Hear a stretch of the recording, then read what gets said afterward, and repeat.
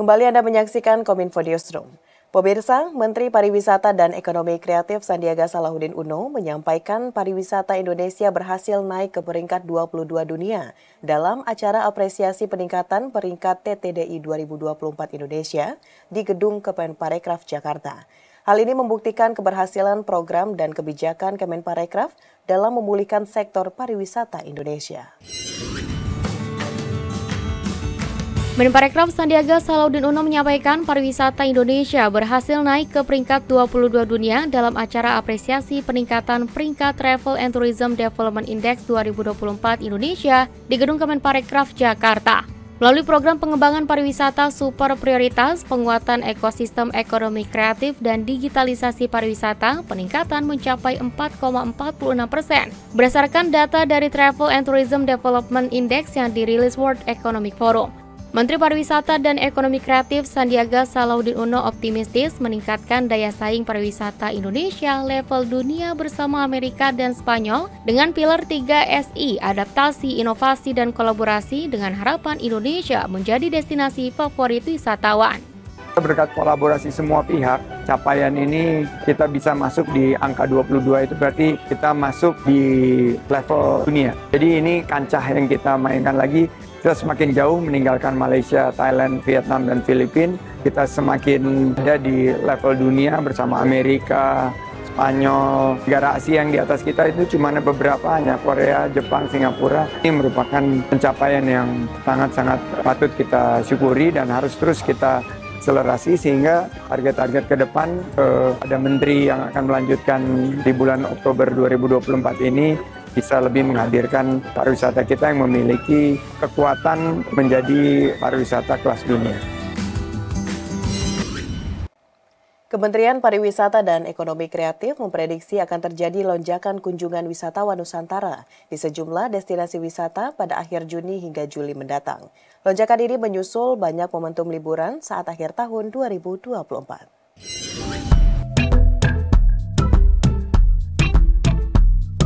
Dalam The Weekly Brief with Sandi Uno di Gedung Sabta Pesona Jakarta Pusat, Kementerian Pariwisata dan Ekonomi Kreatif meyakini momen libur sekolah yang akan berlangsung pada Juni hingga Juli 2024 membawa dampak positif terhadap sektor pariwisata dalam negeri. Adiatama Kepariwisataan dan Ekonomi Kreatif Ahli Utama Kemenparekraf Nia Niscaya memperkirakan pergerakan wisatawan Nusantara pada musim libur sekolah ini bisa meningkat 10 hingga 20%. Nia mengatakan perlu persiapan dari sisi pelaku industri dan pengelola destinasi. Salah satu hal yang perlu diperhatikan adalah kemungkinan terjadinya penumpukan di satu tempat pada saat yang sama. Ia berpesan agar pihak pengelola dapat menangani hal tersebut dengan baik, sehingga memberi pengalaman terbaik bagi para pengunjung karena industri wisata merupakan bisnis persepsi. Ketika orang hadir itu betul-betul dia merasakan berpengalaman.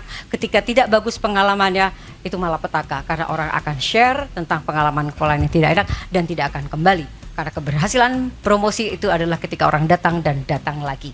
Lebih lanjut, Nia mengimbau kepada para orang tua untuk jeli dalam memilih tempat wisata dengan mengutamakan keselamatan dan kesehatan putra-putri mereka dan mampu mengawasi dengan baik agar tidak terjadi hal yang tidak diinginkan. Bagi orang tua dihimbau tolong dijaga putra-putrinya, Bapak Ibu sekalian, dan juga tolong dilihat pilihan-pilihan atraksi atau destinasi yang dipilih oleh putra-putri Bapak Ibu sekalian.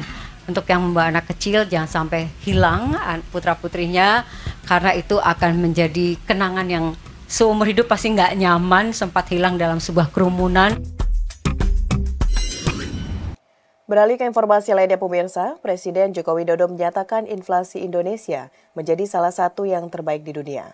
Hal itu terlihat dari inflasi pada bulan Mei 2024 yang tercatat 2,84%. Ini merupakan salah satu yang terbaik di dunia.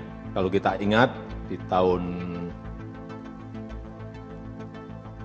9-10 tahun yang lalu inflasi kita masih berada di angka 9,6%, Pak Gubi, ya.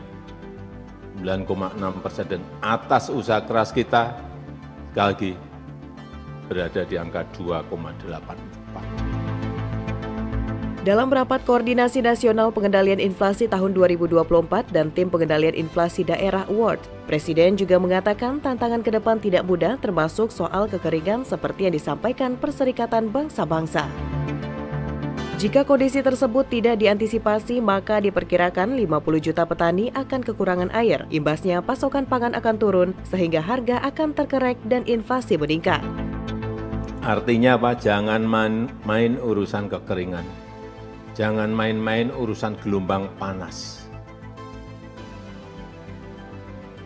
Larinya nanti bisa ke inflasi.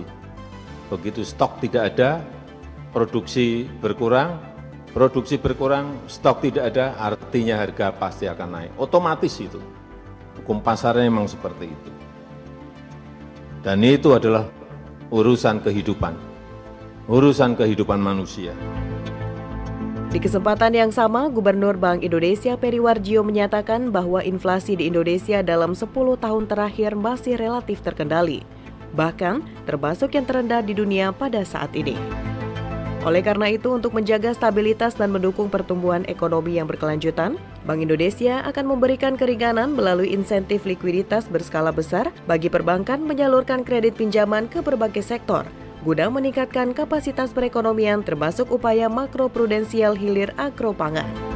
Untuk mendukung pertumbuhan yang berkelanjutan, kebijakan makroprudensial longgar, antara lain melalui insentif likuiditas yang besar kepada perbankan kami berikan untuk penyaluran kredit pembiayaan ke berbagai sektor untuk meningkatkan kapasitas perekonomian, termasuk hilirisasi pertanian dan UMKM pangan.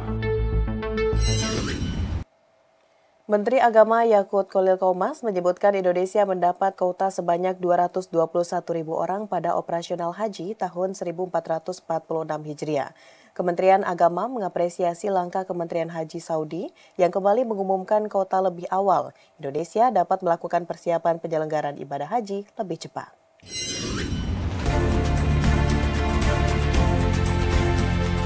Menteri Agama Yakut Khalil Qomas dalam tasyakuran penutupan penyelenggaraan ibadah haji 1445 Hijriah di Mekah pada Rabu 19 Juni 2024 menyebutkan, Indonesia mendapatkan kuota sebanyak 221.000 orang pada operasional haji tahun 1446 Hijriah atau 2025 Masehi. Terkait dengan hal ini, Kemenak mengapresiasi langkah Kementerian Haji Saudi yang kembali mengumumkan kuota lebih awal, sehingga proses persiapan penyelenggaraan haji dapat dilakukan lebih cepat. Hal ini yang juga menjadi perhatian Kementerian Agama adalah ketegasan yang dilakukan otoritas Saudi dalam menerapkan aturan terkait visa haji dan visa non-haji, yang mana selama tahun 2024 banyak jemaah yang menjadi korban akibat menggunakan visa non-haji, yang diakibatkan para jemaah tersebut tidak diizinkan masuk ke Mekah, bahkan tidak sedikit yang dideportasi. Sementara itu, Menak juga menilai ibadah haji tahun 2024 berjalan dengan sukses. Hal tersebut dapat dilihat dari pelayanan jemaah pada fase kedatangan yang berjalan lancar, layanan catering, transportasi, akomodasi, pelindungan jemaah, dan bimbingan ibadah. Pemirsa, usai jeda, Kominfo Newsroom akan kembali dengan dialog pelindungan konsumen OJK, efektifkah melindungi? Sesaat lagi.